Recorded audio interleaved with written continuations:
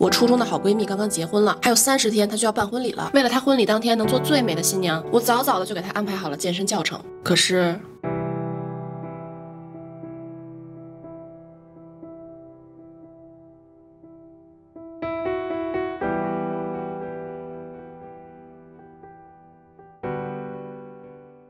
就是我是以一个自己是职业健身教练或者说是职业健身网红的角度，认为所有人都应该坚定的把健身当成生活中的一部分。现实就是很多人都有朝九晚五的学习或者工作，导致他们每天已经筋疲力尽，身体超负荷运转，就算想要健身也力不从心。我也真的为我曾经没有这个同理心，也没有去设身处地的站在这些非职业健身人群或者是说非网红非明星人群去考虑而感到非常的羞愧。所以说呢，今天我整理了一套高效不占用额外时间和精力的从头到脚的变美教程，这也是我每天必练的8个习惯动作。好，我现在要跟我的闺蜜连线进行一场现场教学，因为我得盯着她学会这8个动作。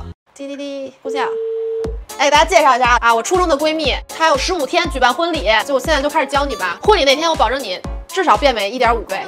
第一个动作是呼吸整容法，你听说过呼吸整容法吗？能让你的这个下颚线更加明显，整条舌头顶住上颚。Mewing 法提出舌头的正确的位置应该是在上方，整条舌头顶住上颚，以舌头根部开始顶着上颚，触及上排牙齿的内侧，同时舌头不要往前推门牙，而是往上施力。将舌头置于上颚后，收起下巴，脖子往后移，摆正颈部姿势，不要低头。养成这种呼吸习惯，不出3个月，你的下颚线，你整个脸部轮廓会有整容级的改变。好多人以为我去垫下巴然后丰唇了，其实就是呼吸整容法。我给你们变回来我以前那样啊，不是有人地包天吗？我以前是天包地，我是这样，是不是嘴唇一下就小了？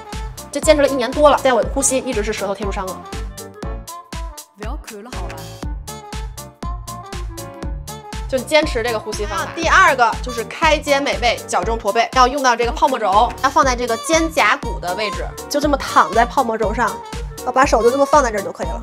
是不是有一点疼是吧？这都是对的。对，经常伏案久坐啊，非常容易养成含胸驼背的习惯。胸肌的缩短和背部肌群萎缩会使得肌力前后不平衡。那么长期以往呢，会使肌群下的骨骼从一个短期的变形变成永久性的畸形，使我们这个脊柱偏离中立位。那无论日常做动作还是健身，都会有代偿，导致上斜方肌无意识的发力，脖颈前伸。那么你的健身训练都是无效健身，因为你的身体在顺着一个错误的结构发展。拉伸胸椎，打开肩带，能非常有效的改善由伏案久坐形成的脊柱后弯。看没，这肩膀是不是比他刚开始那个圆肩的这个体态要好看多了？第3个是脊柱扭转，恢复脊柱柔韧性，可以坐着做，可以盘腿坐，坐直坐着。你别老含胸驼背，你要把身体上半身脊柱扭转到侧面，然后这个手扶着膝盖。脊柱扭转式呢，对脊神经和整个神经系统都有非常好的效果，它有助于改善驼背、扣肩等不良体态，还能够缓解久坐造成的腰痛、下背痛等症状，消除疲劳，保持脊柱的柔韧和健康。我跟你说，你就做这些动作，你婚礼之前真的你上半身体态能好很多。第4个动作，我要教你正确的坐姿。你现在需要搬一把椅子过来，屁股是你坐它的，腰也是你给做粗的。教你一个正确的坐姿啊，先屈髋，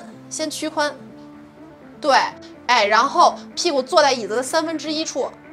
然后你的骨盆呢是一个稍稍前倾的状态，其他博主可能都不好意思说，可能就不会教你们啊。但我脸皮厚啊，我比较好意思。我告诉你们，就是你们做的时候啊，把2个屁股蛋子就往外给掰开一点儿。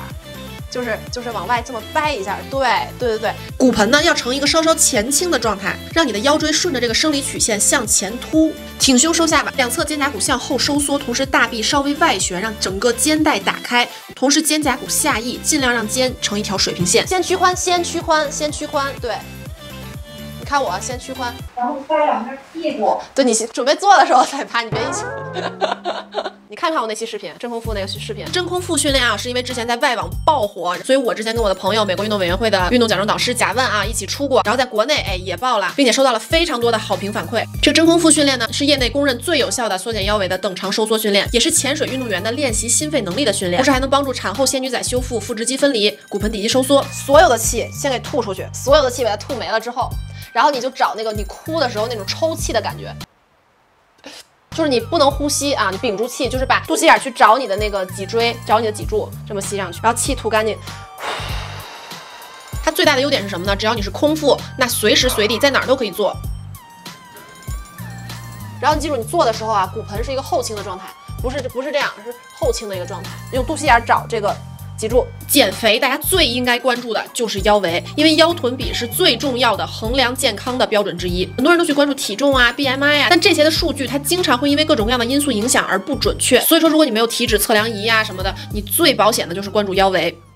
第6动作，调整骨盆啊。它调骨盆最好的动作就是轻拉趴。随着认知水平的提高啊，大家越来越清楚这个骨盆的重要性了。之前也是跟贾教练出这个骨盆前倾跟练的视频里头讲过，骨盆的位置对整个身体的体态起着非常非常重要的作用。往上呢影响上半身，往下呢影响下半身。所以说骨盆在正位啊非常的重要，这样你才能保证你的核心发力准确，保证你做的运动没有代偿，并且不会受伤，才能保证你是在有效健身，而不是健了半天健了个寂寞。无论你是前倾还是后倾还是侧倾，就练轻拉趴，找大腿根部股骨大转子往骨盆里头塞的那个感觉，找那个痛感。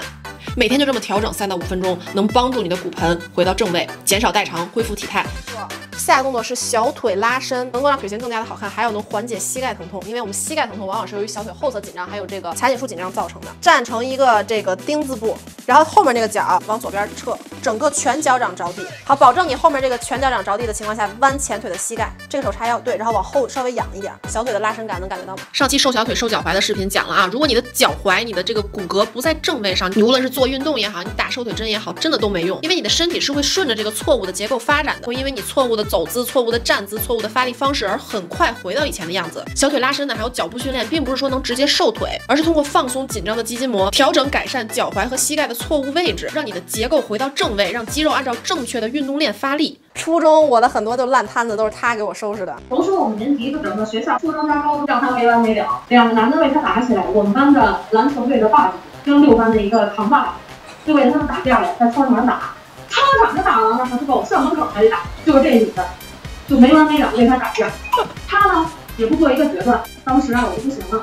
啪一个巴掌我就上来了，我就给他扇醒了。